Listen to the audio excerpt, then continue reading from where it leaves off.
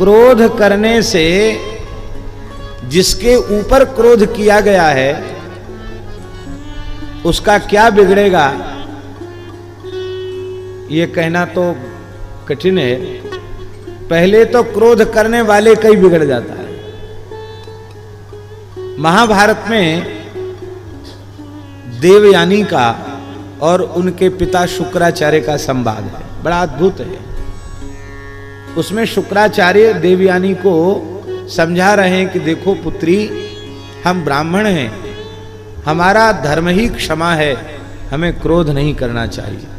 क्रोध न करने की क्या महिमा है, शुक्राचार्य कह रहे हैं अपनी पुत्री से कि एक व्यक्ति जो वेदोक्त धर्म का सविधि पालन करता है, और वेदों में कहे गए समस्त यागादिक वैदिक कृत्यों को श्रद्धा पूर्वक विधि पूर्वक उसने हजारों हजारों बार किया है, और ये लगातार धर्मानुष्ठान 1000 वर्ष तक करता है। और एक व्यक्ति वह है जिसने यह निश्चय कर रखा है कि हम किसी भी परिस्थिति में क्रोध नहीं करेंगे। तो उस 1000 वर्ष तक लगातार वेदोक्त यज्ञों को करने वाला, बड़े बड़े दानों को देने वाला, जो वह उत्तम धर्मनिष्ठ व्यक्ति है, उसका पुण्य और क्रोध न करने वाले का पुण्य, तो बोले क्रोध न करने वाले के पुण्य के 16वें अंश की बराबरी वो 1000 वर्ष तक की वैदिक धर्म की यज्ञादि कर्मों की साधना का फल नहीं कर सकता है। इस बार श्री शिवानंद आश्रम में जो परम श्रद्धे प्रातः स्मरणीय स्वामी श्री चिदानंद सरस्वती जी के जन्म शताब्दी वर्ष महोत्सव में कथा हुई, वहाँ के संतों का मनोरथ था, इसलिए वहाँ भागवत के सिद्धांत पर ही प्रवचन हुआ, कोई सप्ताह कथा नहीं थी। कपिलोपाख्यान तक चर्चा वहाँ हुई।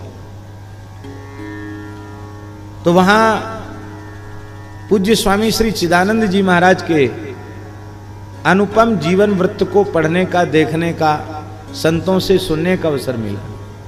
तो एक बड़ी विलक्षण बात समझ में आई कि उन्होंने अपने जीवन में कभी किसी पर क्रोध ही नहीं किया।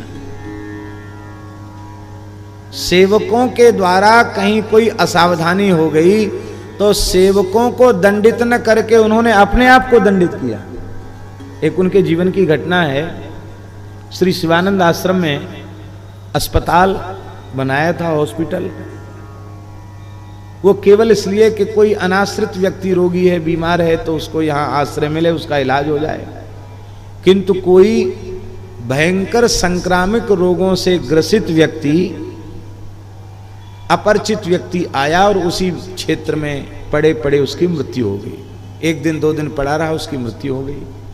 पूज्य स्वामी जी को पता चला, तो स्वामी जी को पता चला तो उन्होंने, खैर उसका संस्कार हुआ। उसने कहा कि भाई अब हॉस्पिटल के क्षेत्र में, आश्रम के क्षेत्र में, रोड पर कहीं किसी व्यक्ति की मृत्यु हुई तो ये तो बहुत दुखद बात है।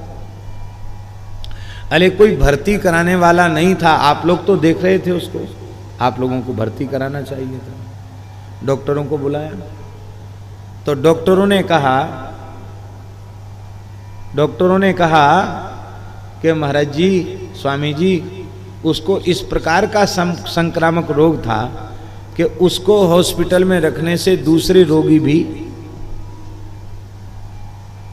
उनमें वो संक्रमण होने की आशंका थी, वो रखने योग्य रोगी नहीं था, इसलिए हमने ऐसा किया।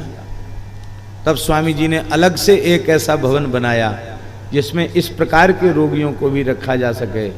लेकिन हमारे सेवकों के द्वारा इस प्रकार का की असावधानी हुई, उसके लिए किसी को दंड न देकर पूज्य स्वामी जी 10 दिन तक केवल गंगा जल पर ही रहे, कुछ नहीं लिया।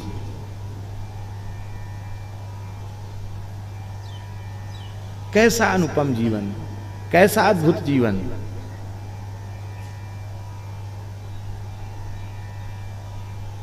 आश्रम में व्यवस्था थी, जो अन्न बचा हुआ है पंगत के बाद उसको बचा के नहीं रखा जाएगा, तुरंत बांट दो, खत्म कर दो।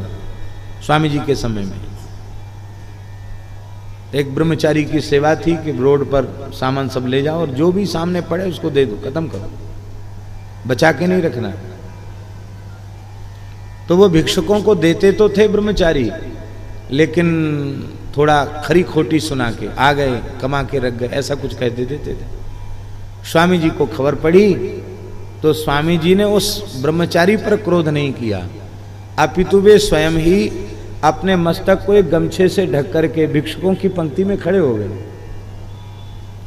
और जब भिक्षुकों की पंक्ति में खड़े हो गए तो उसने, मुंह क्यों ढके, सिर क्यों ढके, खोलता क्यों नहीं है?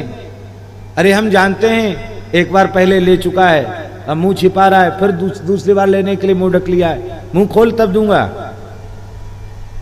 स्वामी जी ने अपना पात्र बढ़ाया कि नहीं ऐसे ही दे दो, नहीं मुंह खोल तब दूंगा। जैसे मुंह खोला उस बेचारे के पैर के नीचे की धरती खिसक गई। गुरुदेव खड़े हैं, स्वामी जी खड़े हैं। देखो नारायण, किसी की भी सेवा करो भगवत भाव से करो, नर नारायण के भाव से करो। मलुकदास जी का वचन है, कह मलूक आत्म लो लावे, जगन्नाथ घर बैठे पावे। जीवात्माओं में श्री जगन्नाथ का दर्शन करके लो लगाओ तो श्री जगन्नाथ चलकर तुम्हारे निकट आ जाए, जगन्नाथ घर बैठे पावे। बोले देखो ये प्रसाद है, भिक्षुकों के भाव से नहीं देना चाहिए, हम भगवान की सेवा कर रहे हैं इस भाव से देना चाहिए। आप साधक हैं, आपकी वाणी में कठोरता नहीं होनी चाहिए। महाराज मैं क्षमा प्रार्थी हूं, मुझे प्रायश्चित बताइए। बोले जाओ सब तीर्थों की यात्रा करके आओ, विरक्त भाव से सब तीर्थों का दर्शन करके आओ। ये इसलिए कहा कि अभी तो आश्रम में रह रहे हो, दुख देखा ही नहीं। जब घूमोगे फिरोगे 2 दिन 4 दिन तक भी ठीक से भोजन नहीं मिलेगा और फिर कहीं जाओगे, फिर तुम्हें कोई कटु भाषा का प्रयोग करेगा तो तुम्हें अनुभव होगा कि ऐसे ही लोग भूखे प्यासे आते हैं, इनको कटु भाषा बोलने से कितनी पीड़ा होती होगी। और यह कहा महाराज जी, और उसको कुछ द्रव्य आदि दे करके, किराया दे करके उसको विदा किया। ये व्यवहार से तो महाराज जी क्रोध की अग्नि में दूसरा क्या जलेगा, पहले क्रोध करने वाला जलता है। हजारों वर्ष की तपस्या एक क्षण का क्रोध नष्ट कर देता है।